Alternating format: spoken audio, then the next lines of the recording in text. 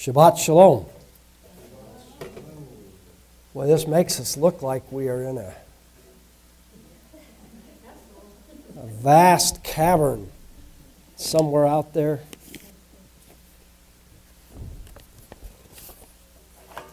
We're going to be looking at Exodus 1, and then we're going to talk about the time of the biblical year that we're in.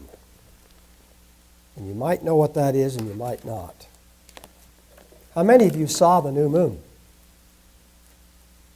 It was really easy to see this particular time. When was that, Ron? That's been almost a week ago, hasn't it? Oh, it's been over a week. Yeah, because we... But if you'll go to Exodus 1, and it starts off by talking about the names of the sons of Israel who came to Egypt with Jacob, and of course it was all of them, except Joseph, who was already there. It says there were 70 persons. Verse 6, Joseph died and all his brothers and all that generation, but the people of Israel were fruitful and increased greatly. They multiplied and grew exceedingly strong so that the land was filled with them. And if you look now at verse 8, or those little numbers, I'm not sure who they put those in there for. It is 8, I'm pretty sure. I don't need my glasses, but sometimes things are too small to see. Now, you've got to be able to understand that. I love those. I think Red Skelton, he said, I finally bought some glasses. I didn't need them, but finally my curiosity exceeded my vanity. If you didn't know Red Skelton, he was. Verse 8. Now there arose a new king over Egypt who did not know Joseph. And he said to his people, Behold, the people of Israel are too many and too mighty for us. Come, let us deal shrewdly with them, lest they multiply, and if war breaks out, they join our enemies and fight against us and escape from the land. There's a very significant point there. He's not worried about them overpowering them. He's worried about them leaving. So in other words, they're important to them, what they can get out of them. This is something we'll talk about today as we look at. This is the time of Purim, a lot of us will say. But human beings, through history, struggle with how we deal with other human beings. And one of the things, Colleen mentioned love. And you know what love really is? Is remembering that's a human being, not a thing. Because it's so easy in life to use people to get what we need. And we're not even aware of it until suddenly they're not there to do it. And then we're mad at them. But they're a thing. They're an asset in our life. Well, to Pharaoh, he looked at the Israelites and they'd grown, but obviously they were some kind of an asset to Egypt. And the thought that they might lose them was terrifying to him. And so to avert the threat, he enslaves them. Verse 11, Therefore they set taskmasters over them to afflict them with heavy burdens. They built Pharaoh's store cities, Pithom and Ramses, but the more they were oppressed, the more they multiplied, and the more they spread abroad. And the Egyptians were in dread of the people of Israel. So they ruthlessly made the people of Israel work as slaves and made their lives bitter with hard service in mortar and brick and in all kinds of work in the field. In all their work, they ruthlessly made them work as slaves. Then the king of Egypt said to the Hebrew midwives, one of whom was named Shiphrah and the other Puah, When you serve as midwife to the Hebrew women and see them on the birthing stool, if it is a son, you shall kill him. But if it is a daughter, he shall live. But the midwives feared God and did not do as the king of Egypt commanded them, but let the male children live. So the king of Egypt called the midwives and said to them, Why have you done this? And let the male children live. The midwives said to Pharaoh, Because the Hebrew women are not like the Egyptian women, for they are vigorous and give birth before the midwife comes to them. So God dealt well with the midwives, and the people multiplied and grew very strong. And because the midwives feared God, he gave them families. Then Pharaoh commanded all his people, every son that is born to the Hebrews you shall cast into the Nile, but you shall let every daughter live.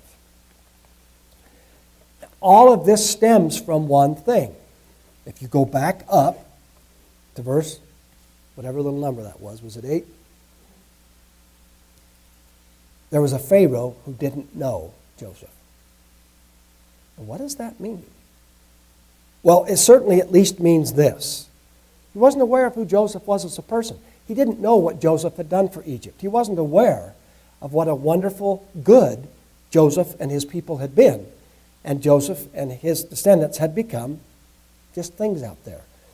It's a struggle for us as people because relating to human beings as other humans in some ways it's not normal to us. It's odd. You'd think it would be. Generally, you'll see we'll behave to our families as if they're people. But even in today's world where the family has been eroded, people don't know how to relate to human beings as human beings because they see them as, well, that's the clerk at the coffee shop. As long as they get me coffee, fine. And I've seen some things that are really, they at least make you pause and think. And that is how we treat service people. This man, I love Facebook because of all the stuff that comes up on it. You know, we complain about the politics on there, but, you know, it's a great place to communicate, and I'm a driven communicator. I like to talk, and I like to listen to what's going on. And this fellow did a TED Talk. He was at the kitchen table, and he was trying to teach his children to be grateful. And so when they would say grace, and this fellow was kind of oddly, kind of agnostic, but his family would say grace. His son said, are we really doing enough? I mean, so we said thanks. So what?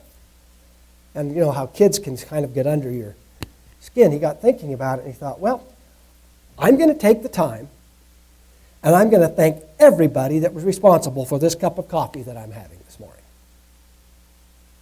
And that's an amazing story. And I thought, I learned a lot from the story, even though I abhor coffee. And a lot of people love coffee, so I can get that. But one of the things that he found out is he thought this was going to be a big deal and take him a month. It took him a couple of years. Because he ended up going to Colombia to thank the farmers that were growing it. But one of the things that he learned is that when he would go to service people, like the person that served him at Starbucks or to the store, and he would say, well, thank you for doing this. I appreciate it. This really means a lot to me. Some would break down in tears because all they get is abuse.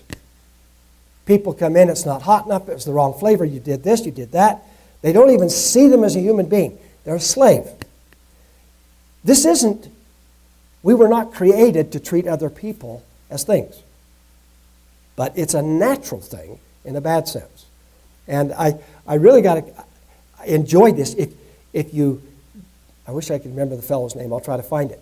But it's worth listening to the TED Talk. It really, what this man found out, thanking all the people. I mean, he ended up having to thank people who built the roads so that the trucks could, I mean, it was so much bigger than he ever envisioned. Greg, I saw your hand up. That reminds me of a situation that we experienced actually in Washington, D.C. We had one of the students who just decided to do this and dealt with being pleasant and grateful and all of that.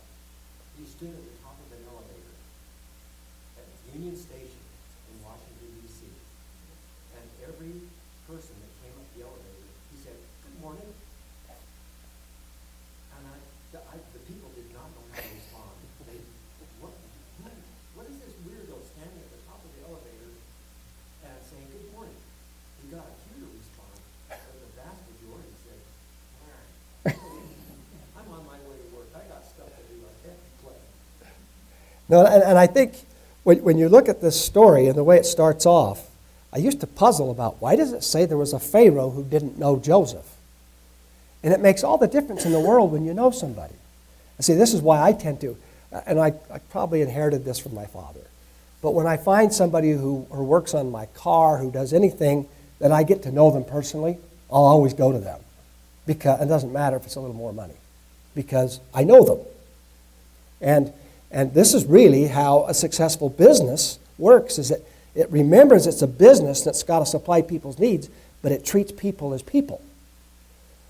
But it's some people are just a little more natural with it. I'm not, I'll be honest.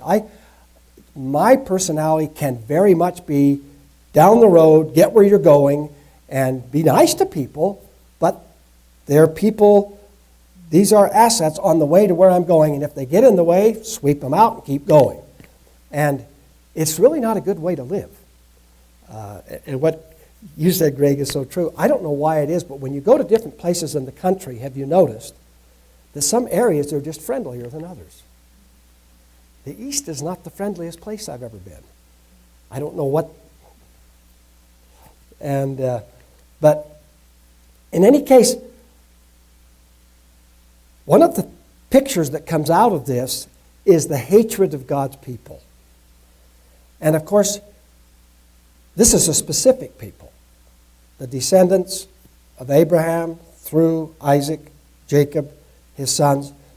And yet, when we look at the lesson that's here, we'll also realize that any time we minimize or dismiss an individual or a group of people, it ends up having the same negative impact that we see here. Now, it's very bad to oppose the purposes of God. And opposing Israel was opposing the purposes of God.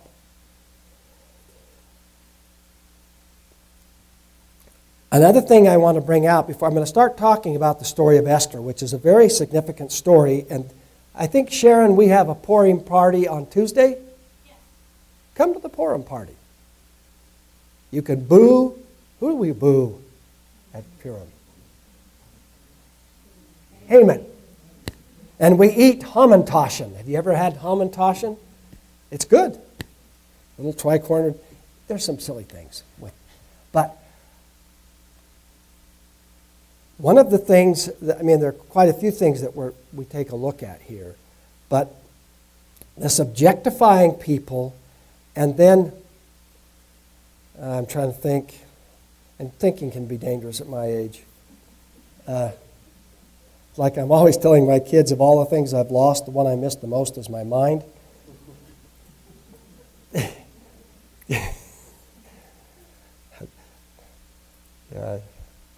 I love, there was a meme on Facebook.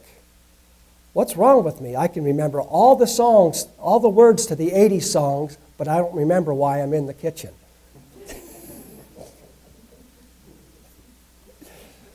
None of you have ever experienced that. But when Pharaoh singles out the children of Israel, and he actively begins persecution, it's always amazing to me that it seems like once we go down this path where we objectify people and then we move to hatred, that there's no limit on what we'll do in terms of how evil. Like killing all the baby boys. And yet that scenario has happened throughout history. It's something that we see over and over. And significantly, of course, in our story is that it's like the adversary knows what's going to happen. What is going to happen right now? Moses is going to be born. Moses is going to be the architect of God's plan of salvation for the children of Israel. Well, what does the enemy want to do? He wants to prevent Moses ever being able to grow up. And yet, what's amazing, as Pharaoh says, cast the baby boys into the Nile, what did Moses' mother do with him? She cast him into the Nile, but in a little basket. And one of the things that we see in this story is that the efforts of the enemy, God turns them to good. Now, we're going to take a little time and look at the book of Esther, because there's a similar thing here where we have something in the world today called anti-Semitism, and if you try to understand it, you never will. I've read a lot of books on it because I'm interested in the subject. But you'll never completely understand it any more than you'll understand racism against blacks or racism against Native Americans. You won't understand it because there's an evil component that's not understandable. Why do we hate Jews? Why, for 3,500 years, do people just decide they hate the descendants of Abraham and they're going to eliminate them? It starts very early. Right after the children of Israel leave Egypt under a little duress, they go through the Jordan, hear the voice of God at Mount Sinai, and as they're going to the desert, a ragtag bunch of slaves, at this time they're a nation, but not really organized, the Amalekites attack them and try to destroy them. Amalek becomes the picture of the enemies of Israel. But as we read through this story, and I'll bring you up to some contemporary things, whenever we allow our minds to be warped and changed to hate any category of people because of who they are, it gets out of the realm of rationality and understanding and gets into the realm of hatred and spiritual warfare. And I don't care how else you look at it. I mean, people try to come up with explanations, and a lot of the explanations have some validity, but they don't totally explain it. Why? I mean, when you read the story of Esther, what this hatred is just, and it's still around. You know what happened at the Supreme Court this last week, where Chuck Schumer and a group of people got on the steps of the Supreme Court and threatened two of the justices on the Supreme Court to protect abortion rights, to protect... He's trying to walk that back. He's sad he said that, but he did. The point is, though, they were there trying or advocating for the way for the justices to protect the right to abort babies, just because of a law. And so we look at that, it's the same kind of thing here. And it is the same kind of thing, and yet, how do you make the analogy? I don't know. It is an amazing thing to me that this debate has become framed in a woman's rights and not the rights of the fetus. And I talk to a lot of people because, again, I enjoy talking to people and trying to hear and try to understand. And I've got people that tell me that the fetus isn't a human. That it's about me trying to control the woman's body. And I'm like, I don't want to control your body. Don't have sex. It's amazing that even though some people say, okay, listen, we understand there's some disagreement on some things. Let's say in the right of incest, rape, all those things, that's a totally different subject. Woman can do whatever she does choose to do. But we think every other baby has a right to live. No, the woman has this right over that baby. And it is an interesting thing in this sense, and I was going to touch on it a little later. I watched this musical that the kids just did the last 3 nights. And so many things about that blessed me. I like musicals anyway. And, I love to watch the kids come to life. But when I look at that precious generation, I realize that since 73, every child in America has been born under a cloud that says, you're here because we chose the right. We chose to give you the right to live. Not because you were given an unalienable right from above that said you have the right to live. It changes things. Well, God, it also tells you whenever a generation is threatened like that and under that kind of a specter, it tells you God has a special call on their life. And this generation born in the last 40 years will arise and conquer. They're a different generation. They're under an attack. But it's an amazing thing that we can't even agree, well, let's not kill the kids. That's the same thing you're going to find as we look at the book of Esther. That when the mind gets into this spiritual stronghold, you don't think rationally. And if you don't think you have anything like this in you, I hate to break it to you. As human beings, we have struggles with these things. And I can see your deception. I can't see mine because that's why I'm deceived. Because I have no idea. Okay. The book of Esther is a peculiar book. It never mentions God, and it's not what I'd call religious. That's intentional. Because God is hidden through the book. His name shows up in obscure ways that if you know Hebrew or Aramaic, you could find. I don't know. But we'll just go through the story quickly. It's an amazing story in so many ways. And I used to wonder why they had this strange name in our Bibles, Ahasuerus, which I can't say. And then I found the Hebrew name of this poor man, Achashverosh. And so I went back to Ahasuerus. Poor guy. But the book starts off with him having this big banquet. And you remember that at the height of the banquet, and it sounds to me kind of like it was a drunken, everybody's kind of half soused, and he decides he's going to trot his queen out as a trophy for everyone to look at. Now, I don't know about you. I'm kind of on her side here. But I have been infected by 21st century. But in any case, she says, no way on earth I'm going out in front of that bunch of drunken lectures. That's me speaking for her. But so he banishes her. She's no longer the queen.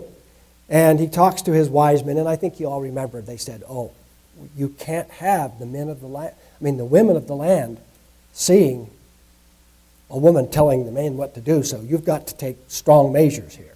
He posed Vashti, and he chose a new queen, and he went through this, gathering all these girls in the land. In so many ways, this book bothers me. This is like a beauty contest to win the hand of the king, totally based on his judgment. And if you remember, they went through 6 months, actually a year of what I call beauty management. I don't understand all this stuff, by the way. You understand stuff that you do. Well, my idea of beauty management is washing my face and putting water on my hair.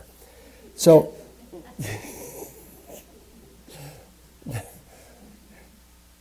and I realize, brain dead, male. This is what goes right here. But they had a year process of beauty management. 6 months of oil of myrrh and 6 months of spices and cosmetics. It sounds like hell to me. But in any case, they go through this, and at the end of this, they get a chance to spend a night with the king, and then he chooses the one he likes. The whole thing is, yeah, it does. Sounds like The Bachelor. That's a good comparison. And there's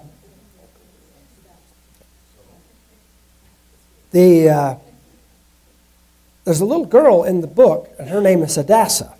And of course, her Persian name is Esther. And she's been adopted by her uncle Mordecai because both of her parents have died. So she's a little orphan girl, and she's been raised by Mordecai.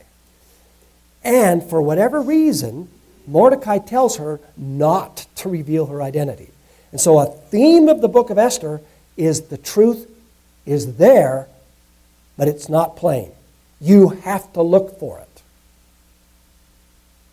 And so here we have, in fact, the important part of the story is that Esther is Jewish, and yet she's not allowed to talk about it. Her uncle told her not to.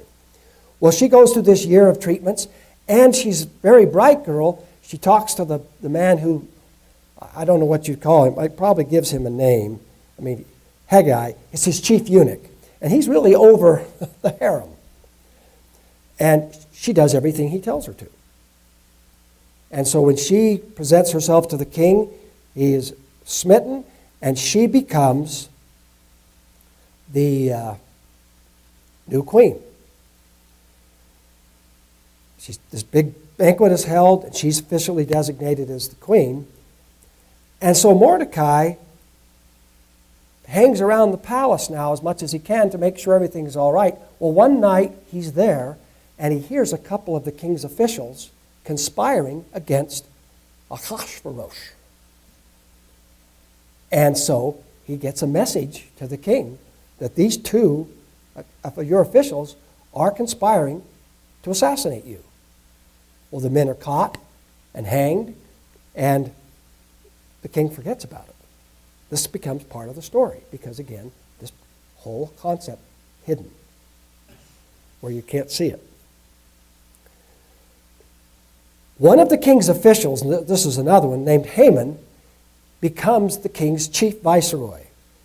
And everyone is supposed to bow down in his presence. And I think you all remember that everyone does of the king's officials. They bow down to Haman except Mordecai, because Mordecai is Jewish. And as you remember Menachem Begin, don't ever forget the Jew only bows his knee to God.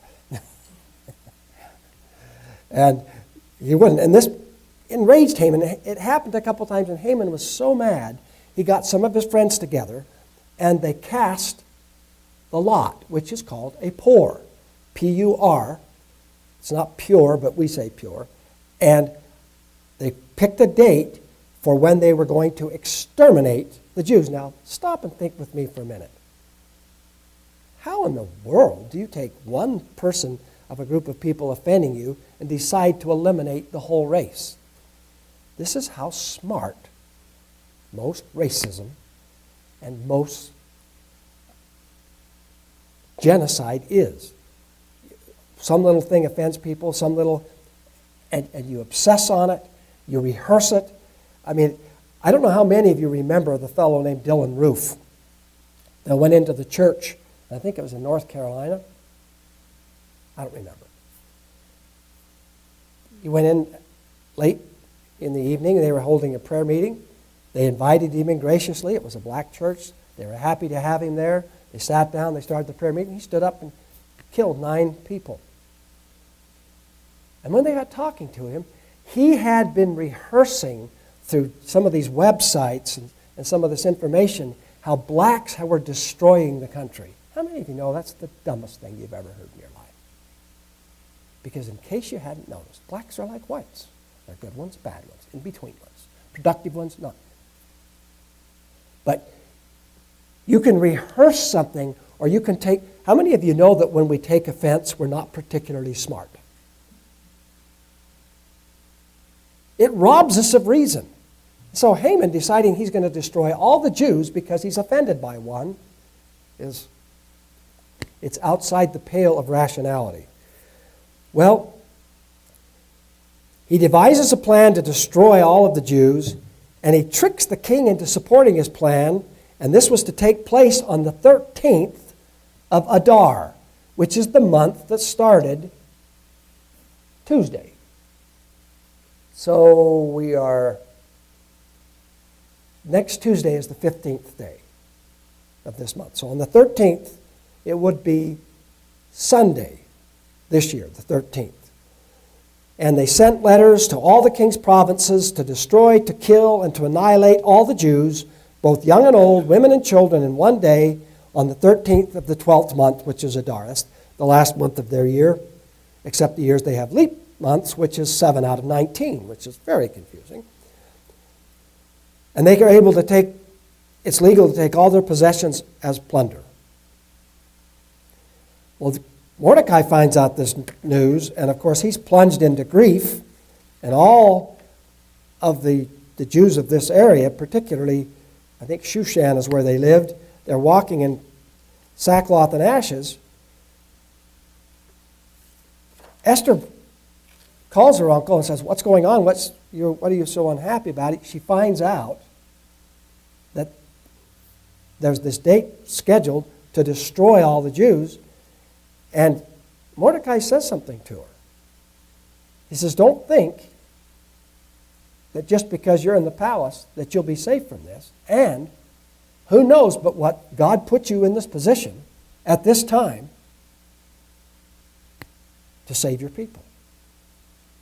That's kind of a heavy load to put on somebody, but so she says, "Well, I have no idea what I can do." And Greg was talking about fasting. She took all of her maids, all the people that were part of her group, and they went on a 3-day fast. How many of you have been on a 3-day fast recently? I get hungry when I do that. Well, after this fast, she says, I need to go into the king. And of course, you remember the story that to go into the king, unless you're invited, if he doesn't reach his scepter out to you, you'll be killed immediately.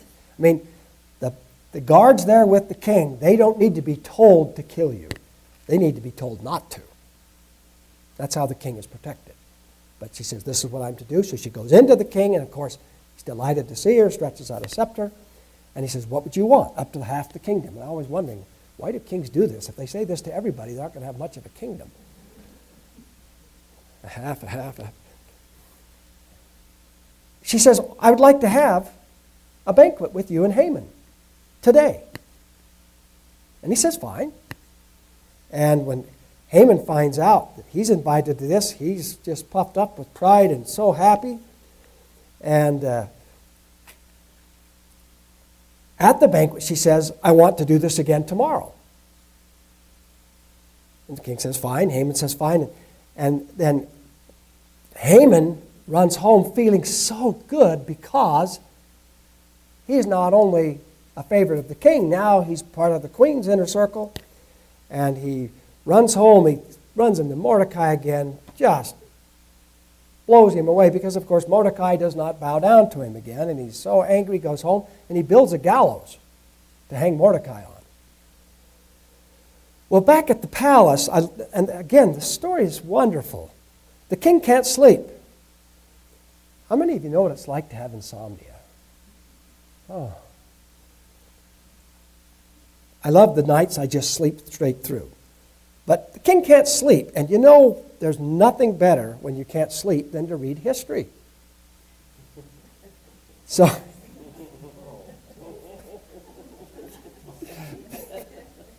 that's right there in the scripture. So, he calls in one of his servants to sit there and read through and this would be boring, to the, well, not the genealogy, what I'm trying to say, just the accounts of the king, what happens every day, what's written down. And he's sitting there listening, and he suddenly hears the story of Mordecai alerting him that these two men were going to kill him. And he said, you know what? I don't think I ever recognized Mordecai for that.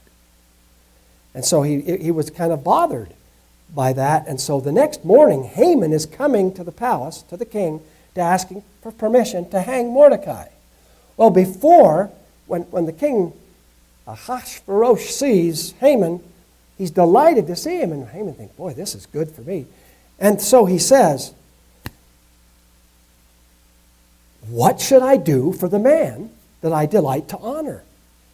And of course, what does Haman think? Who is this? It's me. So Haman says to the king, for the man whom the king desires to honor, let them bring a royal robe which the king has worn, and the horse on which the king has ridden, and on whose head a royal crown has been placed.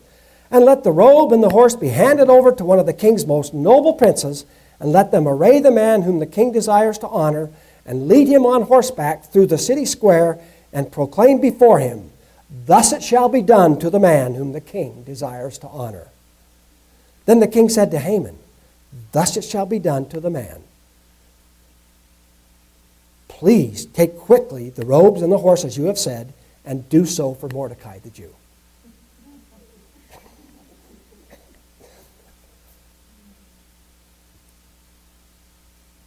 So Haman took the robe and the horse and arrayed Mordecai and led him on horseback through the city square and proclaimed before him, thus it shall be done to the man whom the king desires to honor. How many of you know that we've never run into the name of God yet and we've never been able to escape it?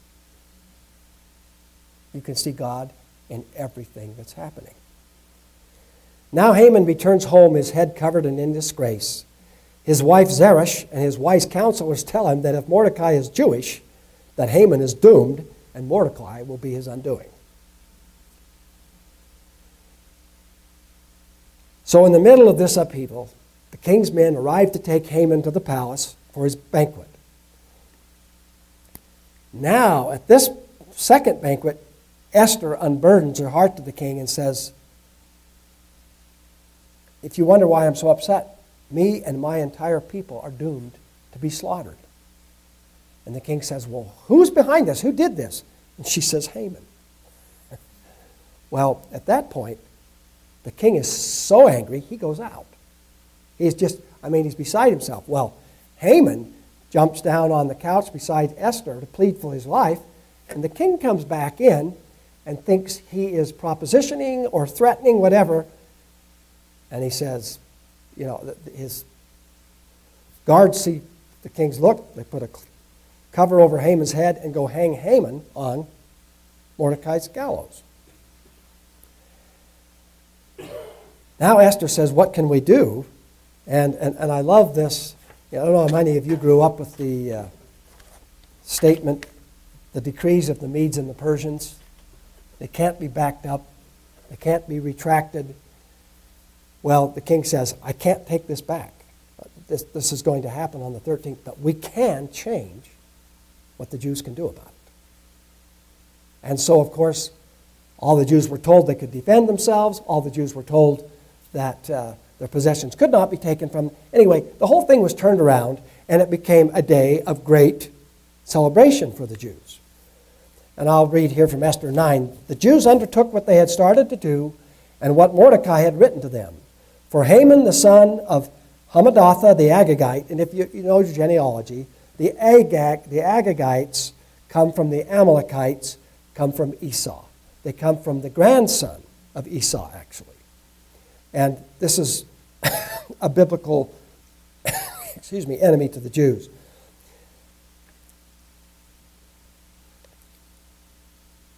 For Haman had schemed against the Jews to destroy them and had cast Por, that is the lot, to disturb them and destroy them. But when it came to the king's attention, he commanded by letter that his wicked scheme which he had devised against the Jews should return on his own head, and that he and his sons should be hanged on the gallows.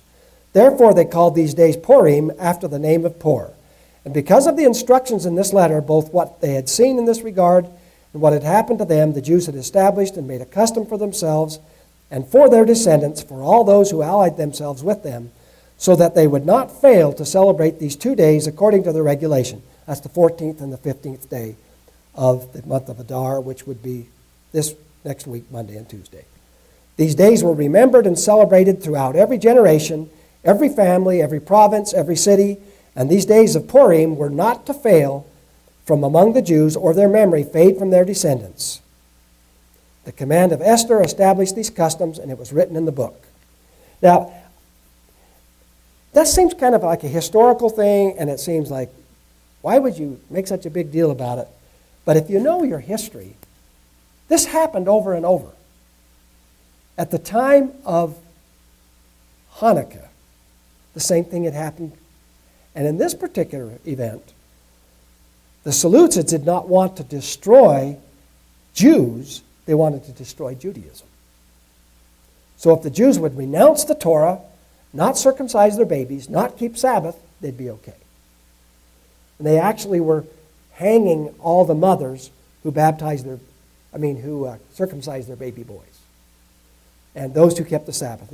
And this just goes on and on. And if you think it's gone, a week ago, the UN made a list of businesses that do business in Judea and Samaria and asked the other nations of the world to boycott them. And what's more, do you know what group in the United Nations made this list? The Human Rights Group. They didn't say a word about how Iran is treating homosexuals, women that supposedly commit adultery. They didn't say a word about how the Palestinians are abusing those who disagree with the current government. No, the human rights abusers in the world are the Jews. It's bizarre. And, of course, the Palestinians said this was a victory for international law. But they listed 112 companies.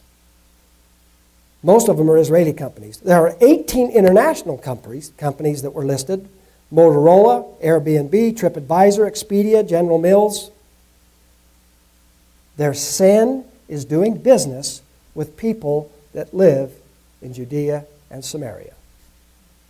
Now, you can disagree with a lot of politics, but this kind of thing shows you that whatever is behind the hatred of Jews is not gone away.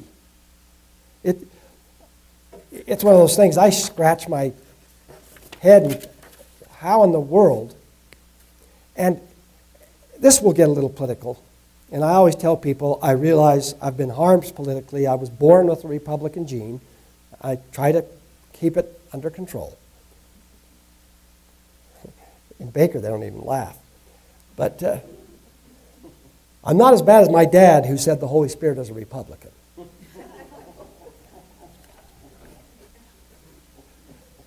Seriously.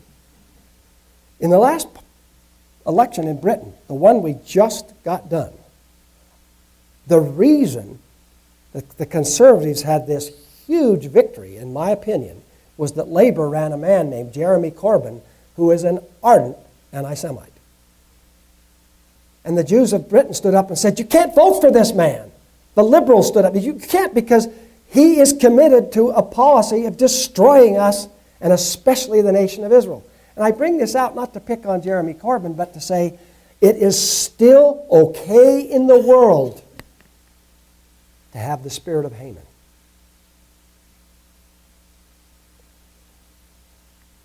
Interestingly enough, and this is also political,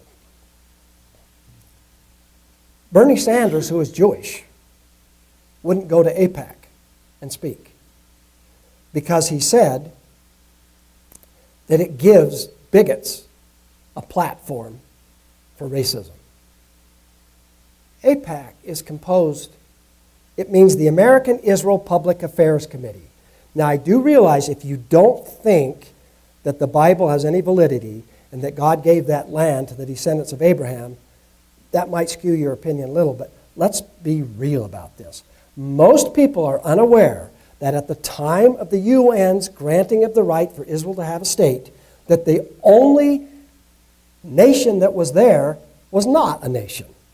It had been controlled by the Ottoman Turks, taken over by Britain, and then in the aftermath of World War II, they said, we have Arabs living here, we have Jews, let's split it up and give each one a country. One of those groups said yes, the other group attacked the other one. Any guesses as to which was which? The idea that there was ever a Palestinian nation, there has never been one. Every opportunity they've had to have one, they have thrown it out because they want to destroy the Jews. They do not want a nation, they want all the Jews gone. Now, is every Arab this way? Absolutely not. In fact, if they had an opportunity to live under decent government, you have people that want peace and want to just live unbothered like everyone else. But it drives me crazy when people say, well, Palestinian terrorists are just like other guerrilla warfare. No, they're not. I have never heard of any army, any group that's taking over another country, come in and stab mothers in front of their children for the one reason, because they're Jewish. And we don't have the guts to stand up and say, we're against this. Whatever our politics, whatever we believe, it is not right to kill people because they're Jewish. Any more right than it was to enslave people because they're black, or deny people their indigenous land because they are Native American.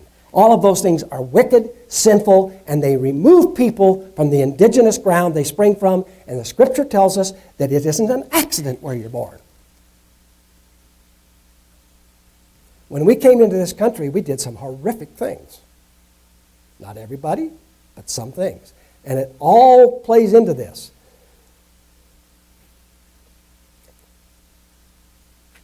In 2018, 1,879 acts of violent anti-Semitism were committed in the United States. That's 6 events a day.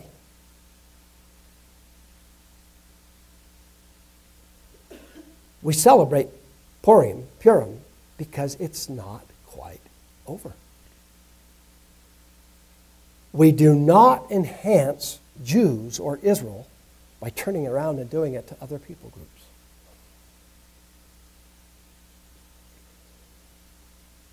This was the thing that got me.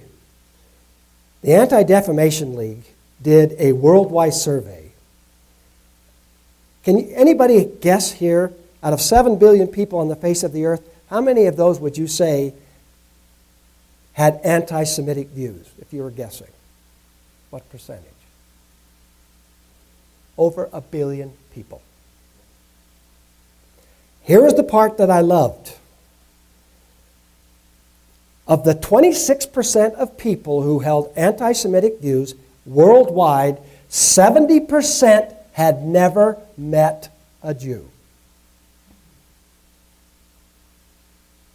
How many of you knew Jews growing up? Alan did. You know, I bet I know his last name. He was a wicked capitalist. Probably all remember Warshaw's, don't you? But seriously, I grew up, and I wouldn't say I'm an anti-Semitic, but I didn't know any Jews. But when you think about the fact that roughly 1/4 of the people on the face of the earth hold anti-Semitic views, and of that 1/4, 70% have never met a Jew, we're talking about a spiritual problem. It's not, you know, some people will say, well, they're so arrogant, so they're so this. Every time people talk about a people group like they're all one way or the other, I'm thinking, maybe you haven't looked inside the covers of books very often, or they're the wrong ones. But it's interesting how we will train people up to believe, well, these are the good guys and these are the bad guys, and how those seeds will have a harvest that doesn't bless any of us. Here's the part that really bothers me right now, that in Europe, anti-Semitism is growing rapidly. 40% of European Jews live in daily fear of being physically attacked. Not somebody saying something not nice about them. They're afraid of being physically attacked. In the 21st century? And then people say, this is a book of myths. Well, I can tell you, the Kaiser asked a devout Christian general in Germany, he says, you give me one proof that the Bible is true. He said, Your Majesty, the Jews. When you look at the history of the Jews, you cannot explain it outside of there's something different, something special.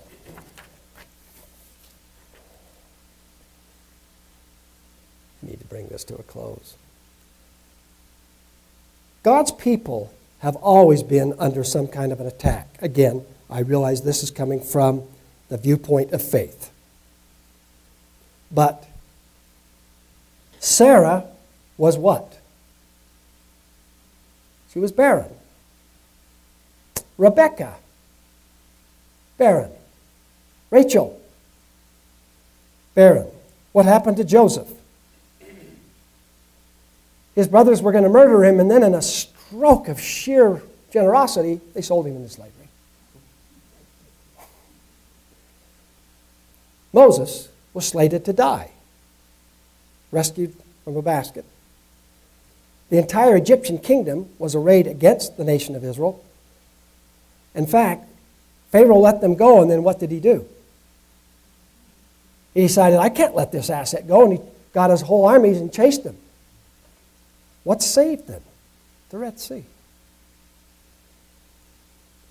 Amalek attacked them right after Sinai. Then after they got into the land, if you remember, the Midianites completely overpowered the whole land, and they were taking all their crops, taking their women and children.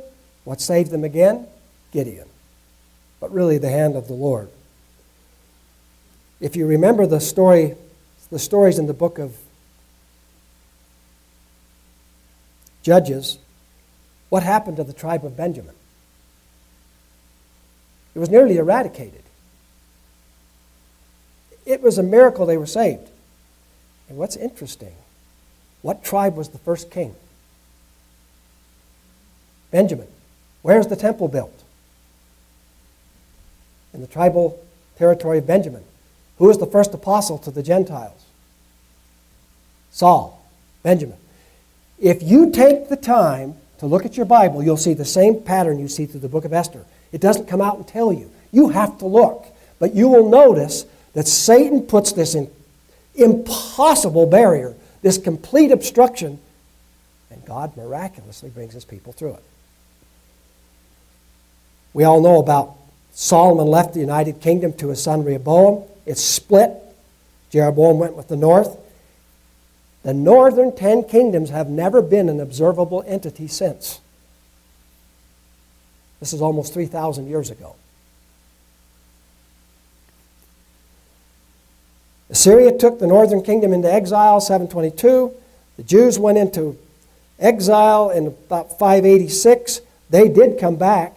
But see, here's one of the reasons that the Jewish sages say that the Jews were attacked in the book of Esther. It's because when they came back to the land, a couple 100,000 came back. Over 1 million stayed in Persia where it was comfortable. I'll just leave that. That's what they say. I talked about the Seleucids just before the time of Yeshua, Jesus. In 70 AD, Rome put down a Jewish rebellion. If you've ever seen the story about Masada, and they destroyed the temple. 70, 80 years later, Bar Kokhba revolted, and Rome put down the rebellion and banished Jews from Jerusalem. In fact, for a while, Jews were not allowed to look to Jerusalem. I'm pointing all this out to you because when you look at what's happened to the Jews over history, no other people group has suffered as much direct attack on who they are, and yet they persist. In the house of Levi and Aaron, you might think, well, what does this have to do with us? I mean, we're kind of related, but for all intents and purposes, an organized Aaronic priesthood has been gone since 70 AD. Because the locus, the center, was the temple. And yet, if you read Malachi, if you read Jeremiah, that's also restored. And I mentioned this earlier.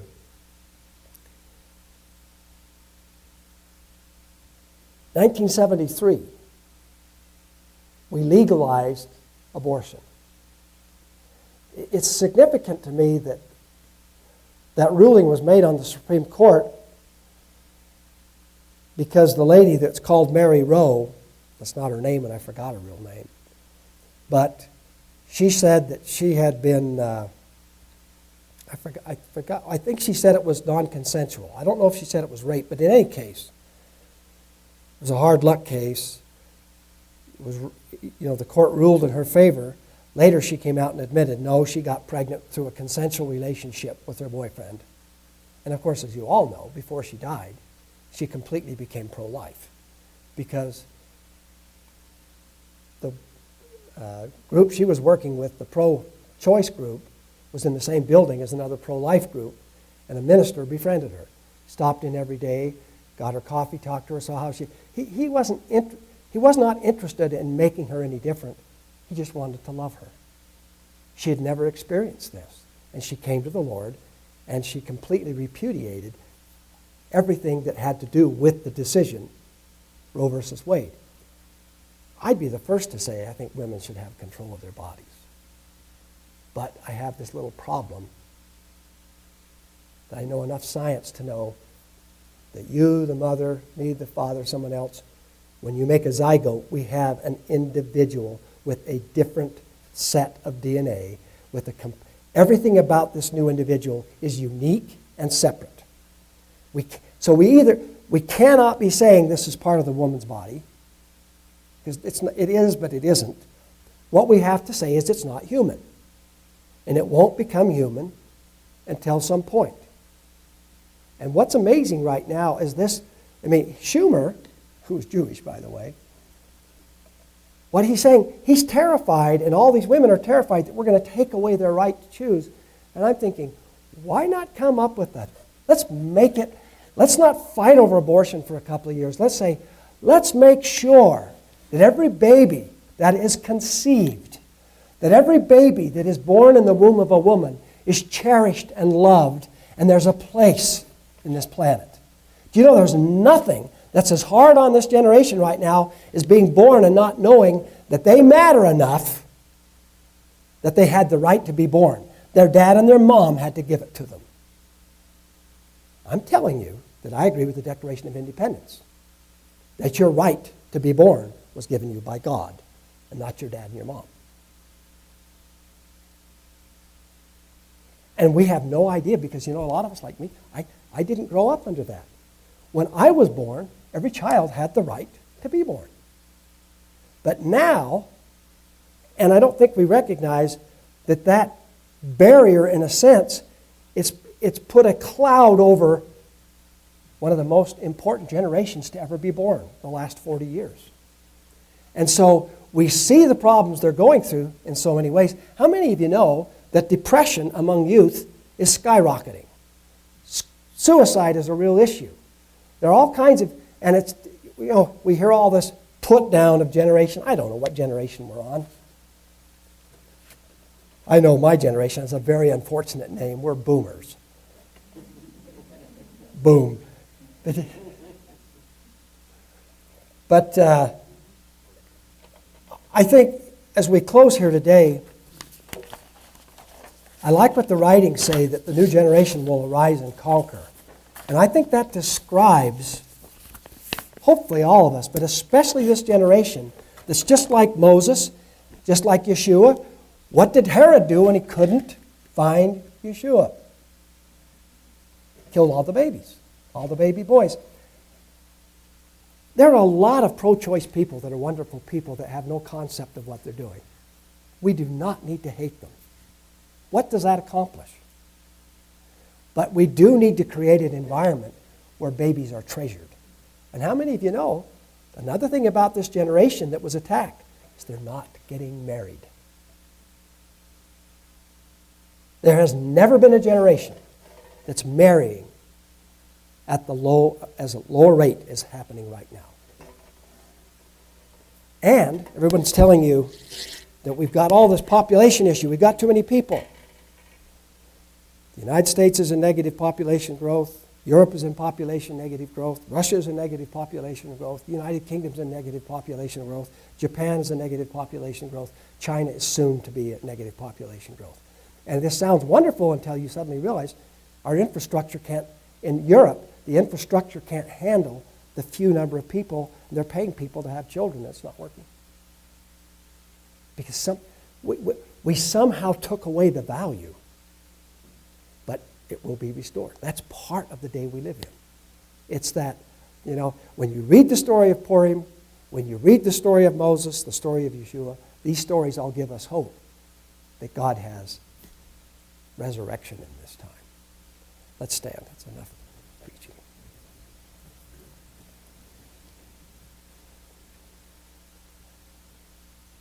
Lois, would you offer the closing prayer for us, please?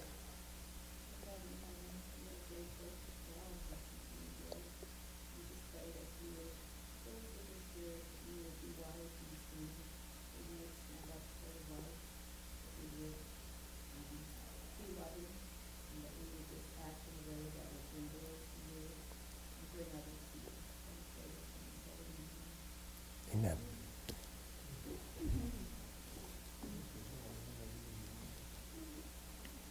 No clip on that. It must have popped off. Right?